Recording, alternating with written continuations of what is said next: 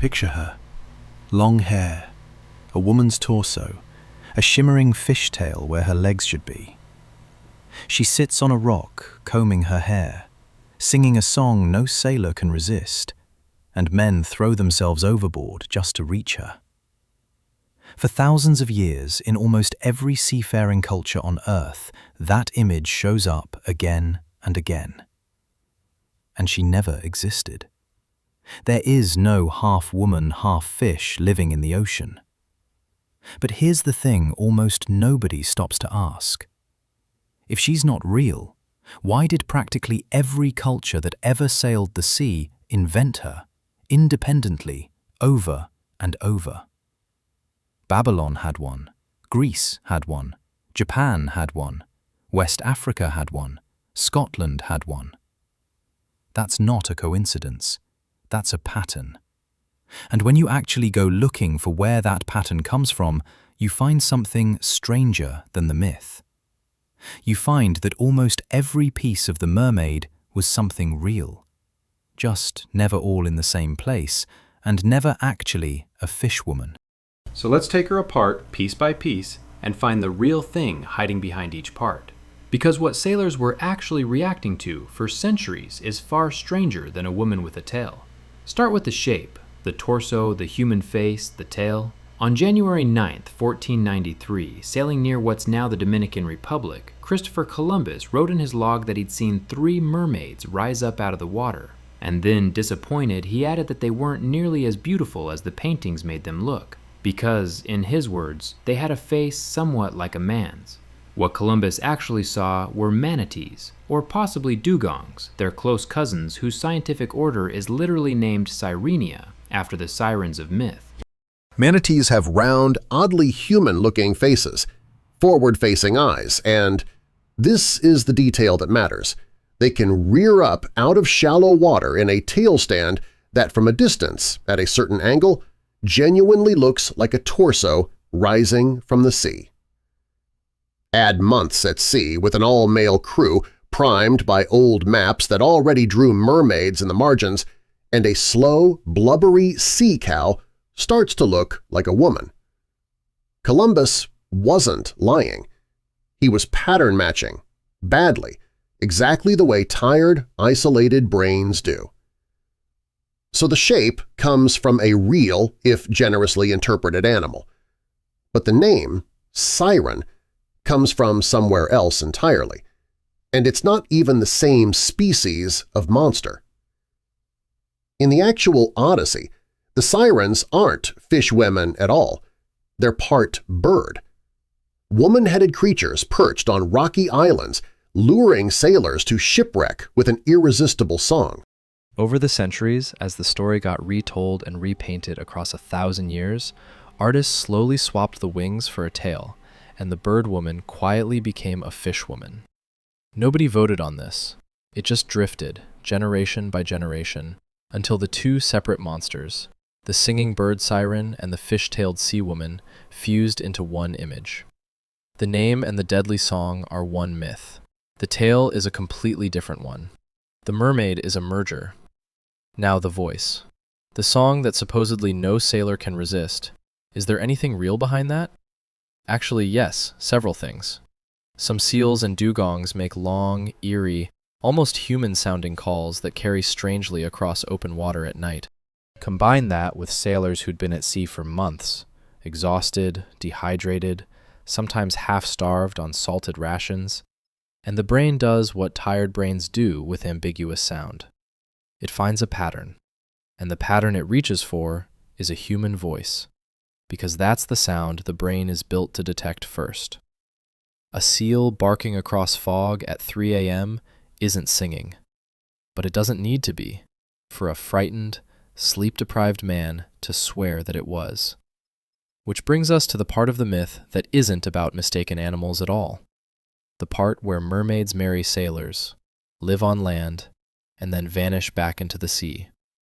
Because in Scotland and Ireland, there's an entire branch of folklore about exactly that.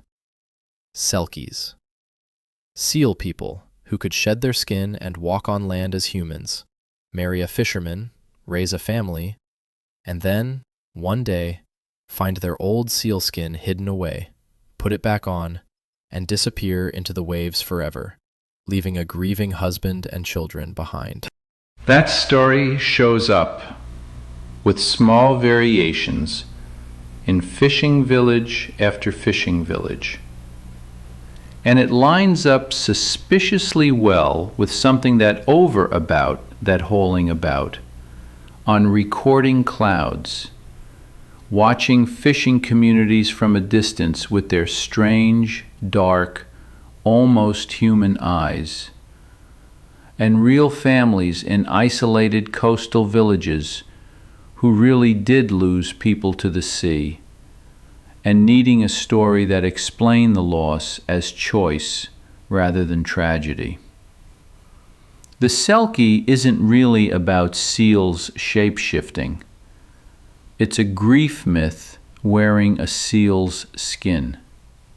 And here's where the story stops being about honest mistakes and starts being about a con. By the 1840s, mermaids weren't just something sailors thought they saw. They were something you could pay to see, because someone both won. In the summer of 1842, the American showman P.T. Barnum leased a genuine mermaid taken among the Fiji Islands and put it on display in New York. Newspapers ran breathless advance stories. Crowds lined up. What they found inside was not a beautiful woman with a shimmering tail. It was a small, grotesque, mummified thing, roughly 3 feet long, with the withered upper body of a monkey stitched onto the dried tail of a fish. Barnum had privately been told by a naturalist that it was obviously fake before he ever displayed it. He put it on show anyway, hired a fake doctor to vouch for its authenticity, and let the public argue for years about whether it was real. It wasn't. It was a craft object, likely originally made by artisans in Japan or Southeast Asia as a temple curiosity, that had drifted through a chain of collectors until it landed in a showman's hands. And that one ugly, fake mermaid became so famous that Fiji mermaid is still the generic name for that entire category of monkey and fish taxidermy hoax, more than 180 years later. The beautiful mermaid was folklore. The famous mermaid, the one people actually paid money to stand in line for, was a sewn-together fraud. So piece by piece, the shape is a manatee reared up out of shallow water. The name and the deadly song were borrowed from a completely different Greek monster. A bird, not a fish. The voice is a seal call, heard by an exhausted brain that wants it to be human. The tragic romance is a grief story that Scottish and Irish fishing villages needed and built out of real seals. And the specimen you could actually go and look at, the proof, was a paid hoax, sewn together by a showman who knew it was fake before he ever charged admission for it. There's one more piece worth mentioning, because it's the one part of this whole story that's genuinely, literally real. Women who actually free dive the way mermaids are supposed to live. In Japan and Korea, there are century-old diving traditions. The ama in Japan, the haenyeo on Jeju Island in Korea. Women who train for years to hold their breath and dive tens of feet down, without tanks, to harvest shellfish and seaweed, sometimes into their 70s and 80s. No tale, no singing, no luring anyone to their doom. Just extraordinary, real human beings who actually live in the relationship with the sea that the myth only pretends to describe. So, did mermaids exist? No. And also, in pieces, constantly. The body is a manatee doing a tail stand. The name and the song are a bird monster from a different myth entirely. The voice is a seal call misheard by a tired sailor. The romance is a Scottish grief story about the ones the sea took. And the real specimen people paid to see was a monkey glued to a fish by a man who was honest about being dishonest, once he got old enough to admit it. Every seafaring culture on Earth built some version of her, independently, because the sea kept handing them the same raw material. A strange, human-faced animal in the water, an eerie call at night, families who lost people to the waves and needed somewhere to put the grief, and a species, ours, that has never once, in its entire history, looked at something ambiguous in the water and shrugged. We always fill it in. We always make it a face. And every few centuries, someone realizes they can profit from that instinct, sews together a monkey and a fish, and charges admission. The ocean didn't give us a mermaid. We built her, out of real animals, real grief, real music we misheard, and one very famous fraud. And we've been doing it for 5,000 years.